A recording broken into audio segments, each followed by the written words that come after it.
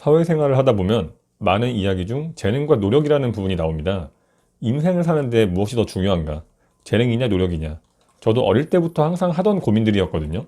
그런데 이 부분은 도달하고자 하는 기준을 먼저 정확히 얘기해야 하는 것 같아요. 최상위권의 세계냐? 일반적인 세계냐?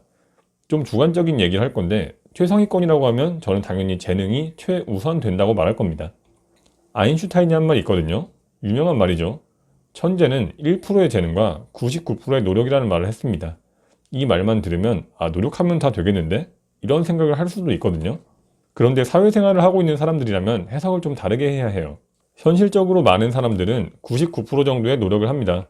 그럼 나머지 재능 때문에 인생이 갈리더라고요. 이해가 되시나요?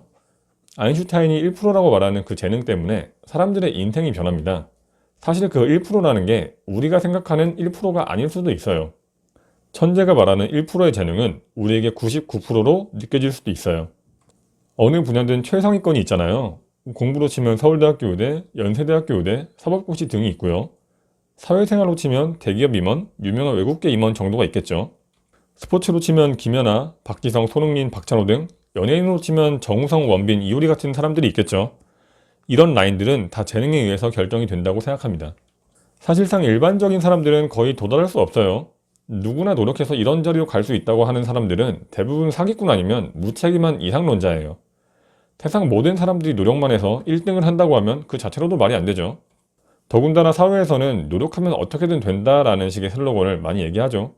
그래야 근로자들 노동 의욕도 올라가고 사회가 발전하거든요. 그런데 재능론에 대한 얘기는 거의 하지 않는 게 좀 아쉽죠. 사회인이라면 노력뿐만 아니라 재능의 중요성도 확실하게 알아야 하는 것 같아요. 희망적인 얘기를 하는 것 자체는 좋은데 현실적이어야 사회를 똑바로 바라보고 살 수 있습니다. 그렇다고 노력 자체를 하지 말라는 거냐, 그런 내용을 말하려고 하는 게 아닙니다. 사회생활에서 노력 없이는 아무것도 할 수 없죠. 지금까지 제가 말한 건 최상위권의 영역이에요. 일반적인 사람의 영역에서는 노력의 가치가 엄청나게 큽니다. 내가 진짜 삼성 임원급으로 출세할 것이 아니라면 중위권 정도에서는 노력이 압도적인 힘을 발휘합니다. 예를 들어 어떤 어중간한 재능을 가진 사람들이 모여있다고 할게요. 어딜 가나 볼 수 있을 일반적인 사람들입니다. 이 사람들의 경우 노력이 레벨을 결정하는 경우가 많습니다. 왜냐면 재능이 어중간하기 때문이죠. 다른 분야로는 뛰어난 재능이 있을 수도 있겠지만 현재 하고 있는 일과 매칭이 안 돼서 재능이 사라지는 경우도 많을 겁니다. 이런 경우라면 현재 분야에서 노력을 해야 유지라도 됩니다. 제가 생각하는 노력의 가치는 여기에 있습니다. 재능이 없는 사람이 아무것도 하지 않으면 도태되기 때문에 중위권에서 노력은 필수입니다. 저는 노력하는 인생을 응원합니다. 저도 그렇게 살고 있고요. 재능이 부족하면 노력이 있어야죠. 하지만 노력만 하면 무조건 된다? 라는 식의 슬로건은 반대입니다. 아까도 말했듯이 무조건 된다는 사람들은 사기꾼 아니면 무책임한 이상론자예요.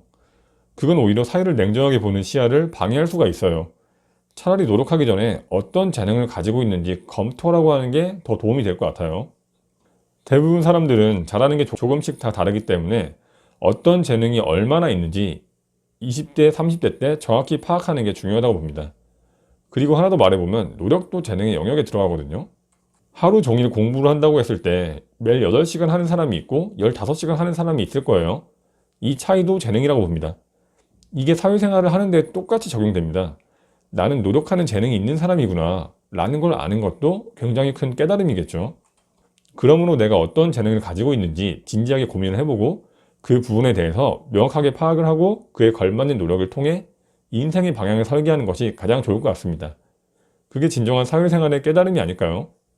구독과 좋아요는 좋은 컨텐츠를 만드는 데 큰 힘이 됩니다. 시청해주셔서 감사합니다.